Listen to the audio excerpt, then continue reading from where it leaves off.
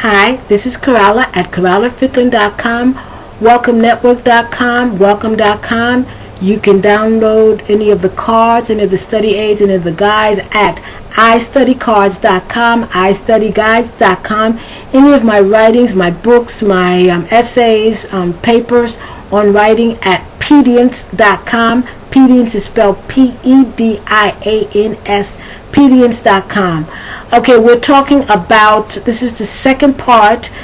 I've already done the first part of the video on food expressions. This is the second part of food expressions, and we're looking at all the different kinds of expressions about food and how different food terms, what they mean, and how they change from British English to Australian, Jamaican, different versions of English. So let me start. Because we saw the first video, I went into more detail.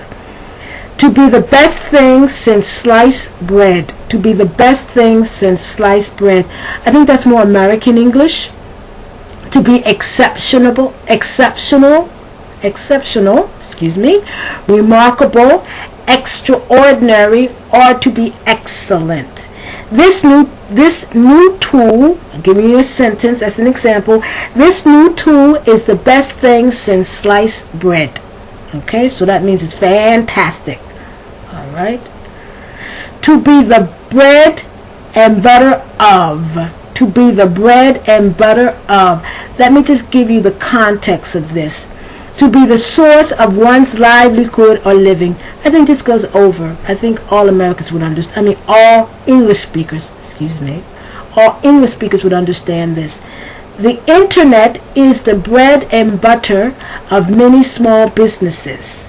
So to be the bread and butter of something means to be the source of one's livelihood. That's how one makes one's living. Bean counter, to be a bean counter, an accountant or bureaucrat who puts too much emphasis on the expenditure of money. You know, how much money is going out, how much money is being spent. And that's what you worry about more than anything. So they call you, and that's not a compliment, so they call you a bean counter. He's nothing but a bean counter.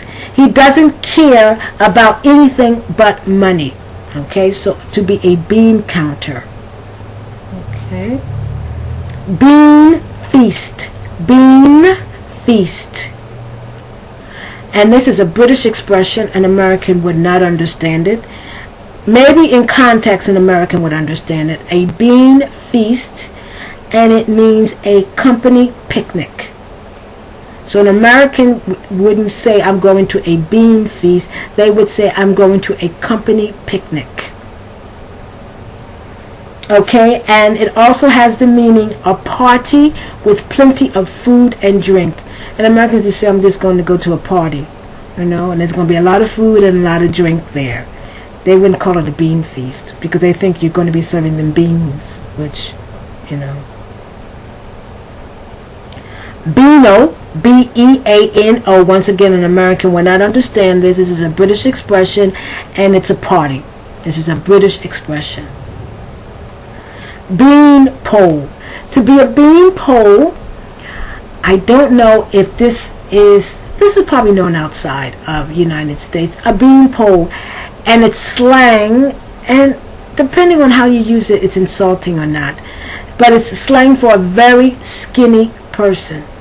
And since most Americans aren't skinny, you don't have to worry that much about using it in the United States or the UK, from what I understand, or Australia. Okay, so it's slang for a very skinny person. I like slim women, but she's a bean pole. That means I like women who are, that not me. A man would say, I like women who are thin or slim. But to say, but she's a bean pole means that she's a little bit too thin for my taste. Beauty food. This is a British expression. American would not understand it. Beauty food. And beauty food would be milk, fruit, or vegetables. Now Americans say brain food. And brain food is fish. Okay, they say you eat fish, it helps your brain. You're smarter. Okay? But in British English, they have an expression called beauty food. And it's milk, fruit, or vegetables. An American would not understand when you say, beauty food. Milk is good for you. My mom says that it is a beauty food. That's my British accent, which is not a British accent at all. Okay. Beets. Now, Americans, this is the name of a food. The Americans call it beets. But if you go to the UK, you don't call it beets, you call it beetroot.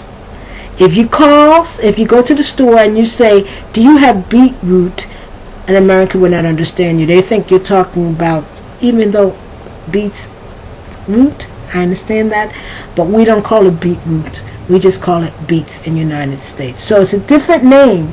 Same food, different name. And although the name is not that different, it would make a difference. An American would understand when you say beetroot. Okay, bite to eat. The expression is bite to eat.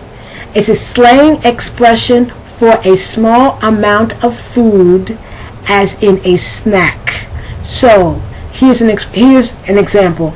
I think that I would like a bite to eat. What do you have? So yes, I would like a bite to eat. That means I would like the small amount of something. I'm not very, very hungry, but I'm a little bit hungry, so a bite to eat would be good. Okay, let me make sure I don't go over the amount. Bottom feeder. Bottom is spelled B-O-T-T-O-M. Bottom feeder. Those marine animals who live on the seabed and eat by scavenging. So a bottom feeder, now this is literally, the marine animals who live on the seabed and eat by scavenging. Some religions forbid their adherents, or the people who follow their religion, from eating bottom feeders such as shrimp and oysters. So a shrimp is a bottom feeder. Okay? Now, but a bottom feeder can also be used metaphorically. Correct? It can be used metaphorically in English.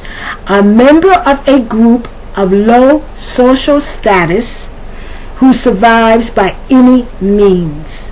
So, if you're a member of a group in a society and that group has low social status and you survive by doing things that other people in the society do not do, who other people in society consider inferior, you are called a bottom feeder.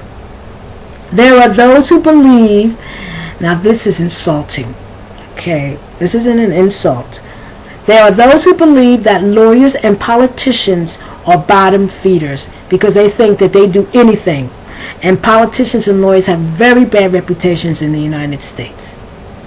Brain food. I said this before. That's an American expression, but probably the Brits also say it. Fish is considered brain food. It is believed to make you smarter. I don't care that fish is a brain food. I'd rather remain stupid rather than eat that. Okay, I have maybe just one or two more.